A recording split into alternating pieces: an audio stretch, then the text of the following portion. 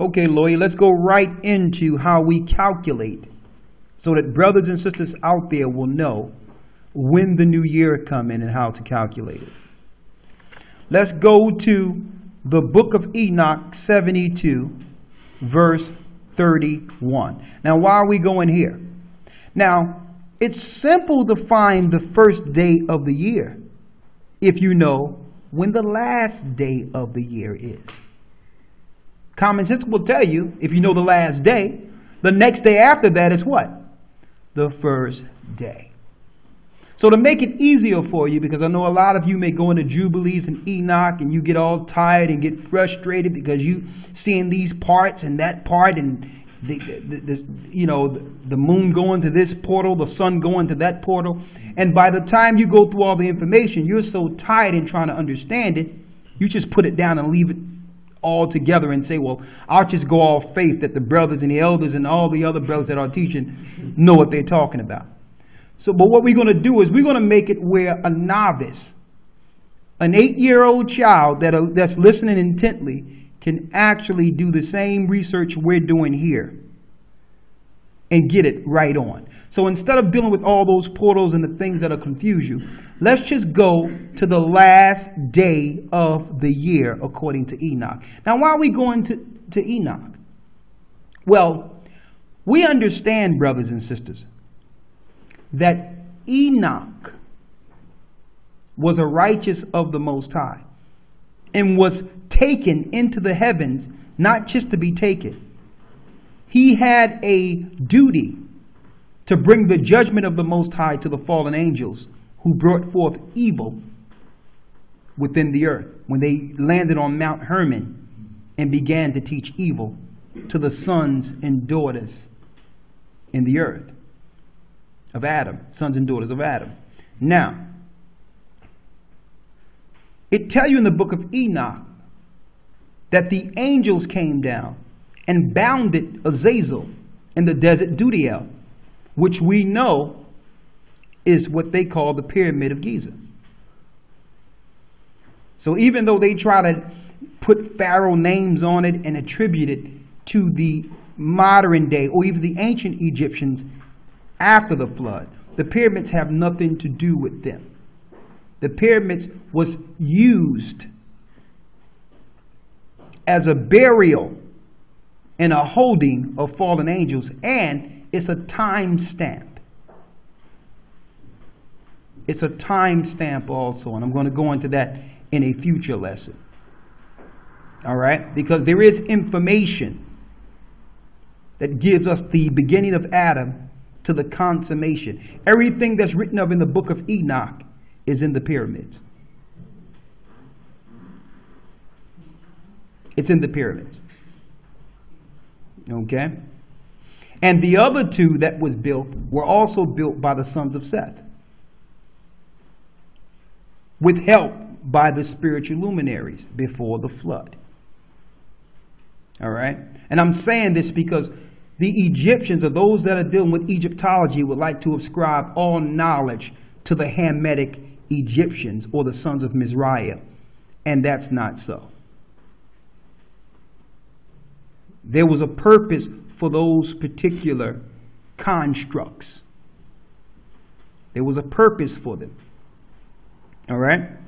Now, let's go to the book of Enoch 72, verse 31. And yeah, real quick for those who might be listening to this, just a footnote. Azazel, the fallen angel that was bound, that's written up in the book of Enoch. There's another Egyptian name for him. You know what it is? Osiris. That's Osiris. So when you hear the myth of Osiris and Horus and Isis, it's the worshiping of fallen angels and women and children that were named demigods before the flood.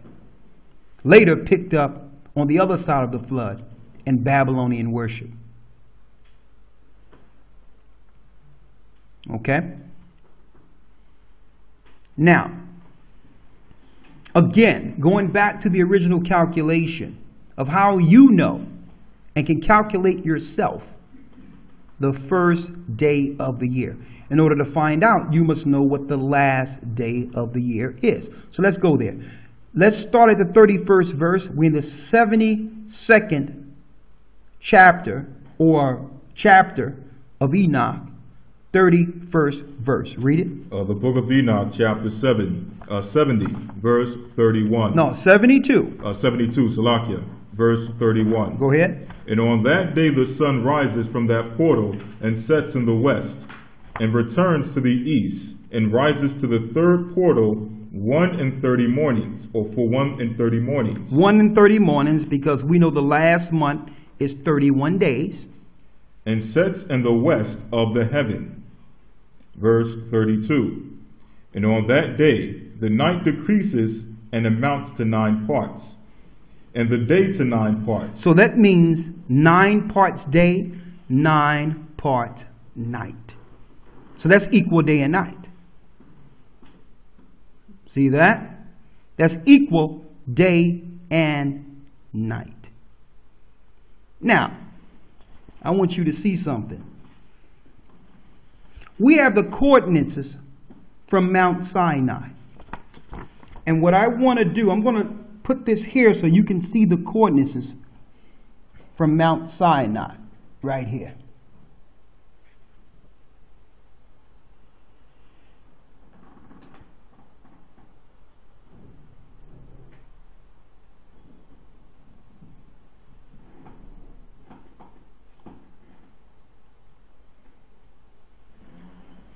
Now, why Mount Sinai? This is where the Most High is speaking to Moses from, right?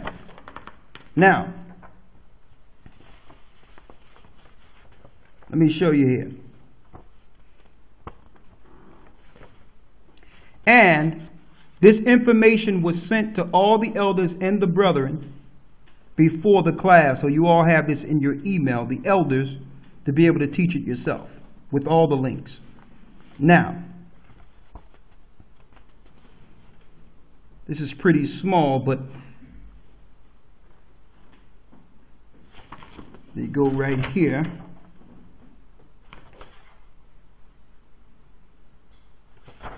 One moment here.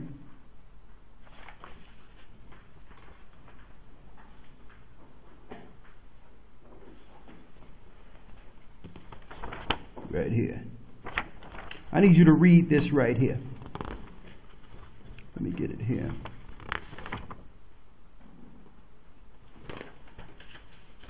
Let me get the paper showing the equal parts day and night here.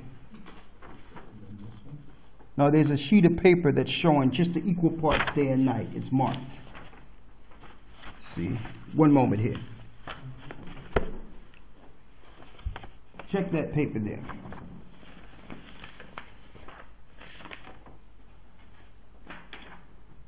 No, that's not it.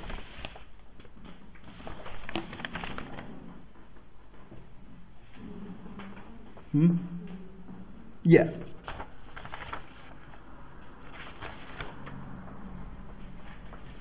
Well, let's get right to it here. It's okay. I'll just show them here. I need you to read this abbreviation here, and I just sent this to all the elders that's out there. Read this time scale. This time scale is kept by time laboratories around the world. Go ahead. Including the U.S. Naval Observatory. So you would have to go to the U.S. Naval Observatory site to get the time of equal parts day, equal parts night. Why? Because they calculate down to nanoseconds. A lot of people go to the time and date site. It's okay too, but it don't calculate down to the second. Read. And is determined using highly precise atomic clocks. The International Bureau of Weights and Measures makes use of data from the timing laboratories to provide international standard UTC, which is accurate to approximately a nanosecond, which is billionth of a second per day. Read. The length of a UTC second is defined in terms of an atomic transition of the elucent cesium under specific conditions and is not directly related to any astronomical phenomena. Now, pass me the computer real quick so I can show the time.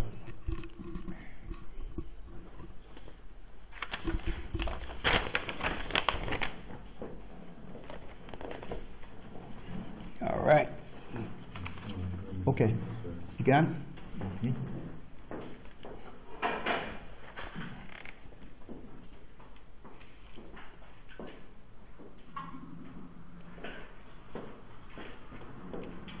Thank you.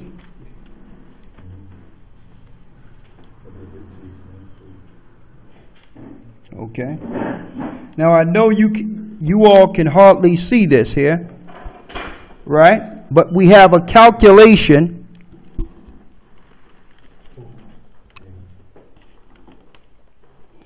from the Naval Observatory for the first day of the year. All right?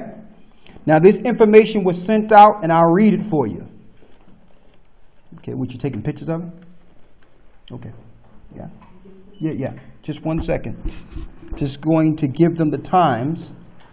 What we have here, it says for the last day of the year, what we read in Enoch was 9 parts night, 9 parts day, which was the last day of the year. We're looking here on day 15 of March. What we have sunset on the 15th, 5:57. And we have sunset. We have sunset on the 16th, 5:57. And as you can see here, right here in red, if you can see it here, that's equal parts day, equal parts night. And that's going into what? Friday to Saturday, which is what? The last day of the year. So when the sun went down, or will go down on Saturday, you're going into what? The first day of the year, which we are in. And it's actually on their calculations, but they will never give you this place to research when there's equal parts day, equal parts night. And for those who can't see this clearly, when Santee do the video, he will actually take this part out and put the document in its place. Equal parts day, equal parts night. 15th to the 16th. Thank you.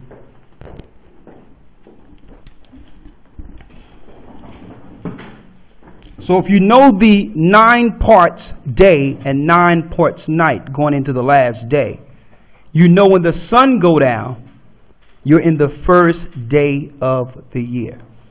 Now we've done the calculations, and it's flawlessly from week to week, 364 days, from year to year. And you can do this backwards all the way back to creation if you would like. Okay?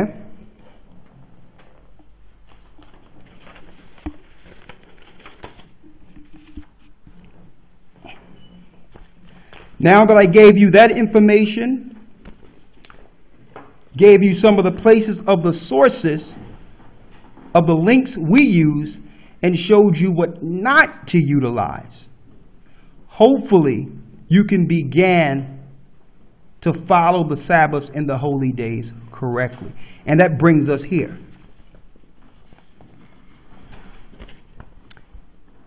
It brings us to, if that's the Sabbath, which is the end of the year, you count 7 days, you're in the first week of that year, which is the first week when the Lord says, remember the Sabbath to keep it holy. And then the following week, the second week, which is the 14th, you're into what? you're into the Passover.